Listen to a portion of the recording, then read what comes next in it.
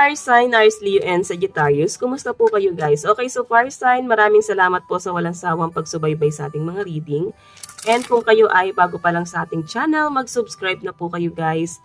And i-click mo na rin yung ating notification bell para lagi po kayo guys updated sa ating mga bagong upload. And remind ko lang kayo guys, na hindi po lahat sa inyo is makaka-resonate.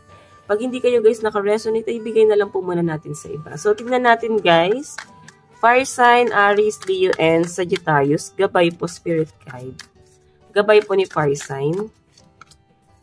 Guys, sa pinapakita sa akin dito, Fire sign, kung makita mo 3 of Wands, so maaaring meron kang inaantay. Para bang naboboard ka na, no? Parang ano ba mangyayari? Ano ba magiging sitwasyon?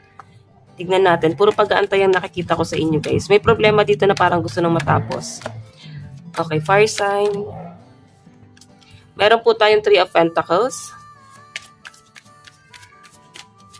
Meron po tayong Queen of Cups. Actually, guys, may conflict dito na maaaring sinusolusyonan.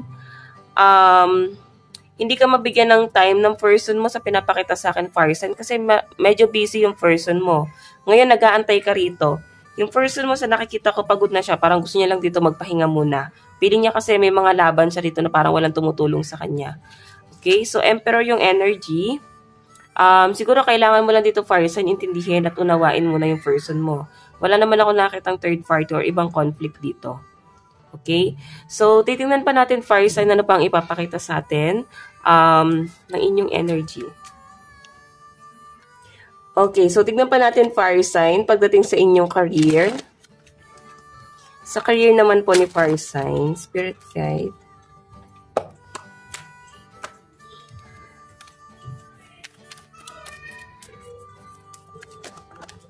So guys, meron tayong Ace of Gems.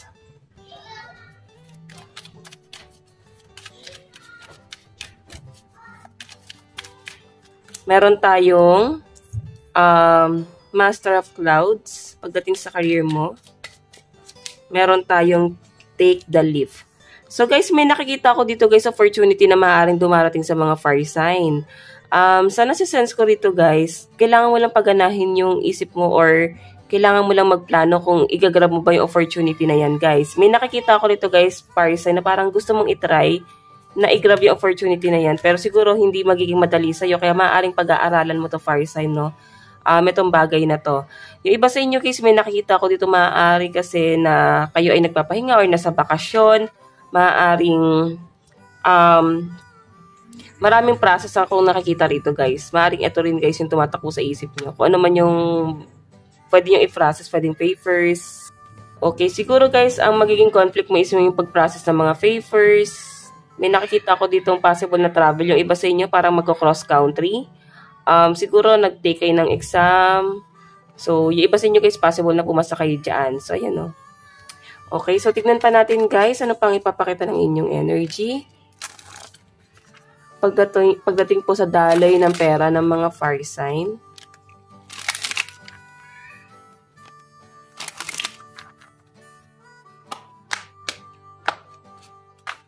Fire sign, Aries, Leo, and Sagittarius. So guys, meron tayong heartbreak, daloy ng pera, ambition, and choices. Yung iba sa inyo guys, mataas ang ambition nyo talaga. Marami talaga kayong gustong mangyari. Marami kayong pinaplano. Pero merong isang sitwasyon dito guys na parang once na mawala sa inyo guys, pwedeng nawawalan ka ng motivation na ipagpatuloy, no? Lalo na sa career mo. Marami kang gustong gawin, lalo na pagdating sa pera mo. Nakikita ko dito na ang tingin sa'yo ng mga tao parang wala kang pangarap ngayon. Pero actually, yung iba sa inyo parang, ayun, nasa line up yan eh. Marami kang choice dito, marami kang gustong mapundar.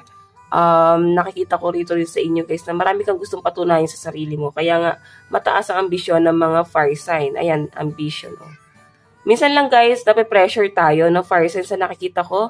I think nape-pressure ka kasi nga, dahil sa kagustuhan mo makuha yung bagay na yon. So, sa daloy ng pera mo guys, nakikita ko dito marami kang gustong bilhin, maraming demand din yung family, pwedeng ikaw yung breadwinner, so I think hindi ka nakakapag-ipon talaga. Oo, yan yung nasa-sense ko rito guys. So, titignan pa natin Pagdating sa inyong love life, fire sign, Aries, Leo, and Sagittarius. Pagdating sa love life.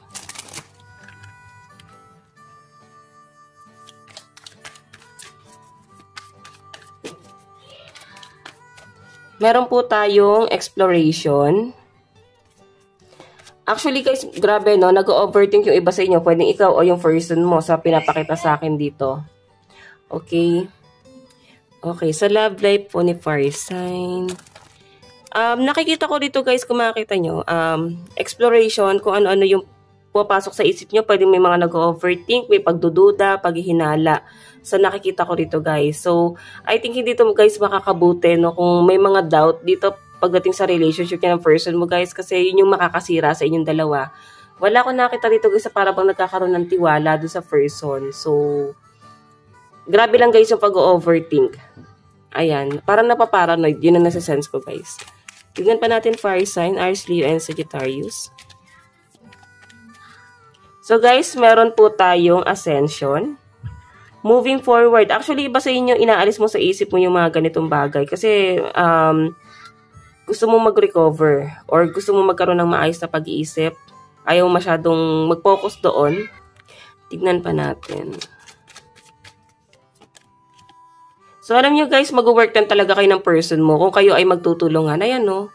Okay naman yung nakikita ko dito, the lovers eh. Mahal ka naman ng person mo, mahal ka rin naman niya. Pero guys, nakikita ko may obsession na nangyayari dito. Hindi siya guys nakakabuti, lalo yung pag-overthink. Kung sino man dito guys sa inyo, maaaring ikaw o yung person mo yung nag-overthink dito guys. Maaaring ito yung makakasira sa relationship nyo guys. Kasi parang hindi siya guys nakakatulong eh. Pwedeng meron talagang malaking issue, pero parang mas merong ibang issue dito sa relationship na to, pero parang mas pinagtutuunan kasi ng pansin yung sarili lang. So, parang nagiging selfish kasi guys, no? Yun yung nakikita ko rito. Okay, siguro kailangan magtulungan. Ay, pasensya na sa ingay guys. Tignan natin guys ang inyong advice. Meron po tayong message of freedom. Meron po tayong submission. Okay, so sa pinapakita sa akin guys, parang hindi na parang hindi na worth it kung yung katwiran guys ipagpapatuloy eh. Kung ano man tong kinakatwiran, lalo na sa connection nyo ng person mo guys, hindi na siya nakakabuti. Medyo nakakasakal na nga guys sa pinapakita sa akin. Ayan, may controlling dito sa relationship na to guys. And I think may paghahabol na nangyayari. Okay, so guys, ang lucky number nyo is 38 and 30. Tingnan pa natin. Advice. Meron po tayong take a reality check. So, sinasabi rito fire sign, huwag daw tayo masyadong mag-overthink or yung person na yan, kung siya yung nag-overthink dito guys, para bang tignan natin yung realidad. Okay? Para mas maging okay yung pagsasama. So guys, ito lang naman po ang inyong reading hanggang sa muli. God bless and love you all. Thank you!